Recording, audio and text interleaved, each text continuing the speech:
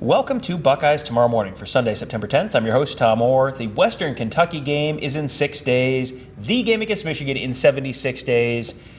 Game 2 of the regular season in the books. Kevin Noon joins me from Ohio Stadium. We're going to be recapping the Buckeyes' 35-7 win over Youngstown State. But Kevin, I think even more than the game itself, the final score, the storyline coming out of that is, okay, so what's going on with the quarterbacks? Has Ohio State found a clear enough separation that you're at the point where, okay, it's time to make a decision on the quarterback? Yeah, and we had the chance in the post-game interviews. I mean, of course, that was a question everybody wanted to kind of find out what was going on, and Ryan Day wasn't ready to show his hand, but I guess you don't have to be a body language expert or one of these, psychology type guys to go through it. I think that we're getting there at this point. I mean, certainly with the way that the snaps kind of broke down, certainly with what we saw on the field. We certainly have not gotten to the point of where we've said, okay, well, this guy is just significantly beyond, because we're looking at a 35-point output against Youngstown State. I think a lot of people, especially Vegas with a 44-point line. Ohio State certainly didn't cover at that point, but we are getting to that point, and I think that it's getting to that window of where you have to. I think you need to be able to go into Western Kentucky with a clear idea, because you got Notre Dame lurking the week after. Yeah, if Ohio State had Michigan's schedule where you have one more non-power team and then you've got Rutgers the week after that, maybe you've got a little more time to sort of hem and haw about this and play out the string a little bit more. You got Notre Dame in 2 weeks. The Notre Dame game, it's not in the countdown yet, but it's in 13 days.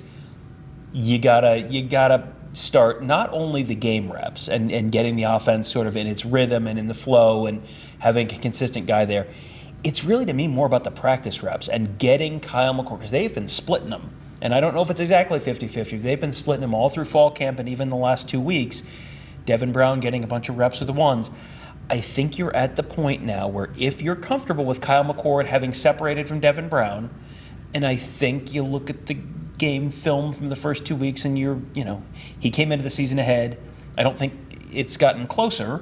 So it may have gotten a little bit more of a bigger gap.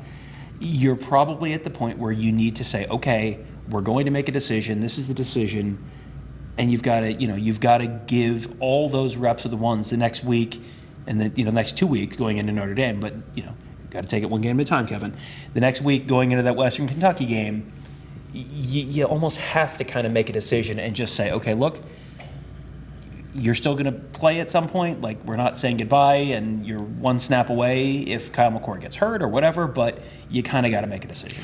Well, that's a thing, and through fall camp, they were able to run 2 fields, and you can't really do that in game week, because, all right, that's all well and good. You're out there and you're running with half your line or whatever, or is whoever your second quarterback really getting a good look, because they're going against the second line anyway. So you need to make sure that you do have your guy picked so you can have all those reps. And as we know that the way that's practice schedule goes, Tuesday, Bloody Tuesday, is going to be the most physical practice. Wednesday's still pretty stout, and Thursday you start backing them down, and then you have best Fridays in football. If Ryan carried that over from Urban, I don't know. Yeah, but, he did. Yep. So, you've got to make this decision, and I think that we're at that point where the decision has been made, whether or not Ryan Day is ready to say it or not. Yeah, and he didn't announce it after the game on Saturday, but to me this feels very much like an okay.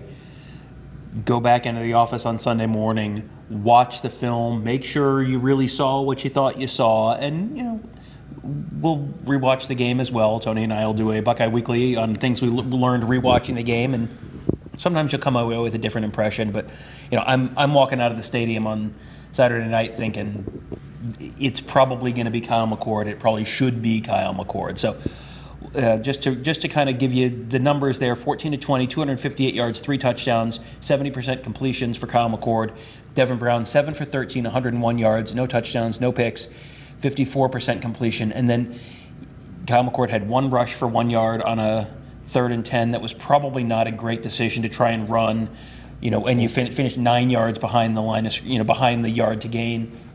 Devin Brown on 4th and 5, he got tackled maybe for a loss or a very short gain. Where another one where you got a, probably not a great decision. You're probably trying to do too much. He finished with 6 carries for 9 yards. So, the running that we kept hearing about with Devin Brown, and you've seen a little bit on, high school highlights and stuff, that hasn't really materialized yet at the college level. So I think that's another thing where if Devin Brown was running so much better and was showing incredible escapability, maybe that's a point of differentiation with some questions on the offensive line, but you haven't really seen it. So you're probably sort of, all the data feels like it's sort of pointing in the same direction. Let's talk about that offensive line, though, because it was not great week 1. It feels like it wasn't great week 2. There were a couple penalties. The rushing was, Travion Henderson hit a big one, hit a 30-yarder. He ended up at 11.2 yards per carry, just 5 carries for 56 yards. Mayan Williams, 4.2 yards per carry. Chip Trainum, 3.3 yards per carry. Xavier Johnson, 4 yards a carry. You got to be able to do better than that against an FCS team. Right. So, as you said, it wasn't great week 1. Was it less great week 2? I mean, I don't think we saw as many procedural errors as we saw prior, but execution still is not there. And it's not, I mean, everybody has decided, well, this player or that player isn't getting it done. Well, I don't think anybody really had a great game, if we're being honest, and I'll be curious to see what happens when they start to grade champions. Can they have a point of coming out of a win where you have 0 champions on your starting offensive line? I think it's quite possible, and it certainly was even to the point of your veterans, and Matt Jones and Donovan Jackson both had their issues as well. So I don't know what the fix is going to be there. I use this phrase way too much, but you can't really get out there and do engine repairs at 35,000 feet on your plane. You got to kind of ride with what you got, but they're going to need to sort some things out, and I think that they're going to have to execute better is what it just comes down to. It's easy for us to say that. We're not the ones out there sweating in the trenches, but something has got to change. Well, after week 1, they talked about the fact that, it wasn't these guys can't do it. It's, hey, this guy's, you're blocking the wrong guy. You're making the wrong decision at this point, something like that. That's stuff that you can fix, but you got to fix it. You got to, a problem that is solvable. That's great, but you actually got to solve the problem. That's where we had a lot of folks on our post-game show in the comments asking, can they have someone else go play one of these positions and you shuffle these guys around, and you really don't want to be doing that in the season. They didn't want to be doing that in fall camp. They shuffled guys the first week of fall camp, and then they kind of said, okay, this is what it's going to be. And at the time, we looked at that and said, well, okay, they obviously are feeling good about this because they haven't shuffled it again.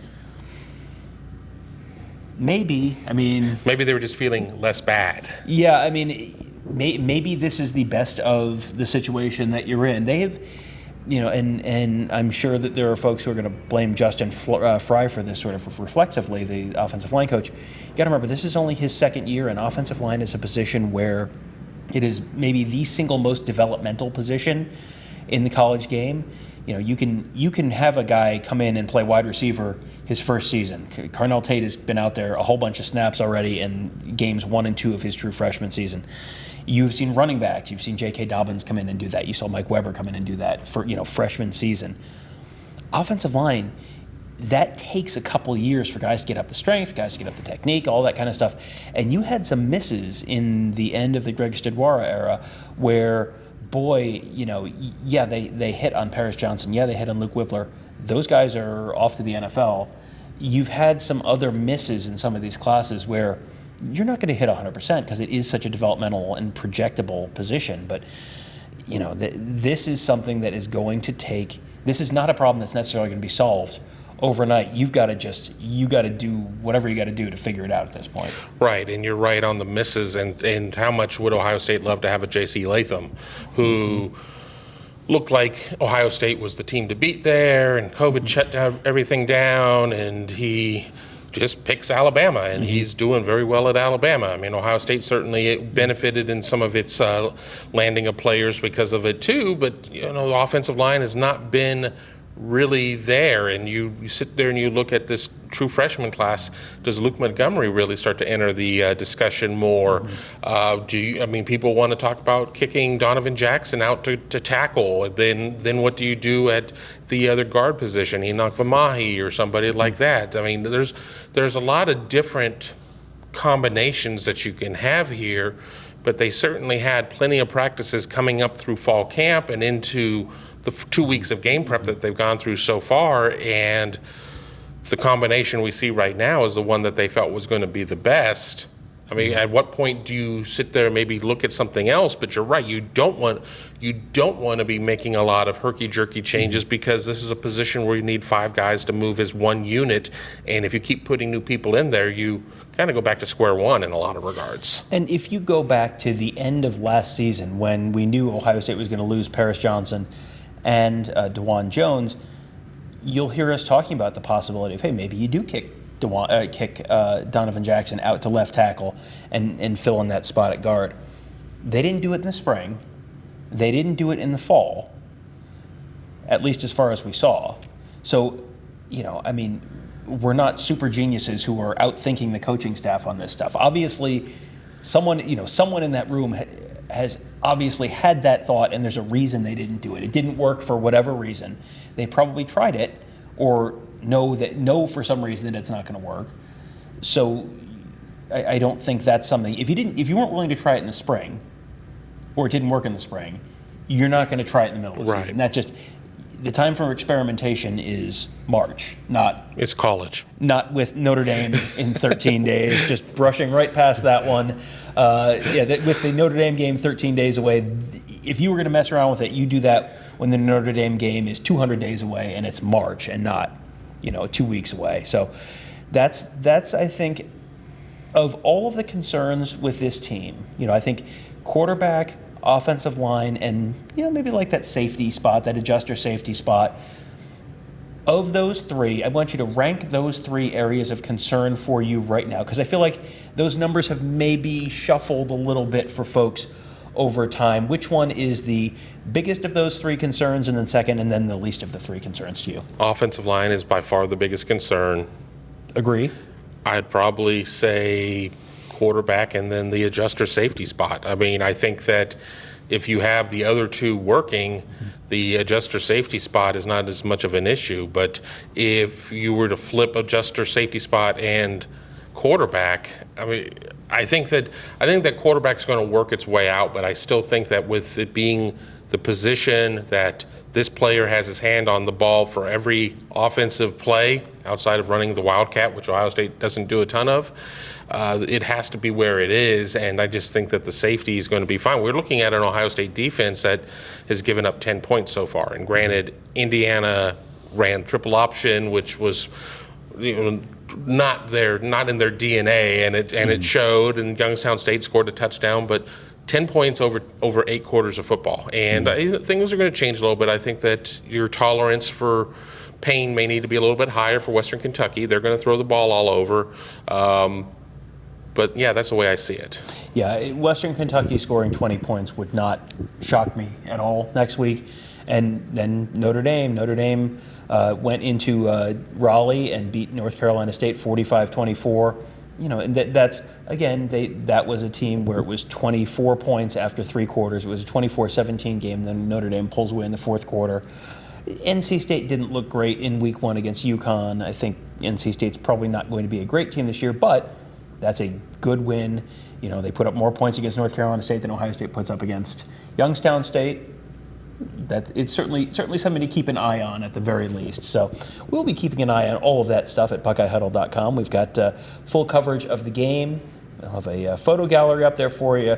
Did 2.5 hours or so of live post-game coverage, something like that, for the Youngstown State game. Might do a little more when we got even some bigger games coming up. There's going to be a whole lot to talk about with Ohio State and the Notre Dame game coming up and the Western Kentucky game before that, and Big Ten race and all that stuff. We're getting sort of getting into Big Ten season relatively soon, so would be a great time to join us at BuckeyeHuddle.com. We have a fantastic team of insiders covering recruiting. We'll probably be talking about recruiting on one of these upcoming shows. Ohio State had some interesting visitors in town, a couple guys committed to other schools, so a couple potential flip candidates to keep an eye on. We'll be talking about that on one of the upcoming morning shows.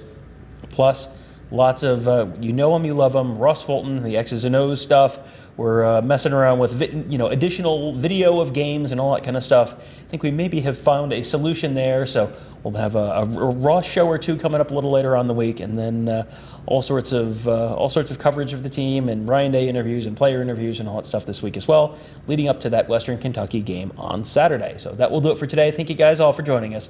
Have a great day. We'll talk to you tomorrow.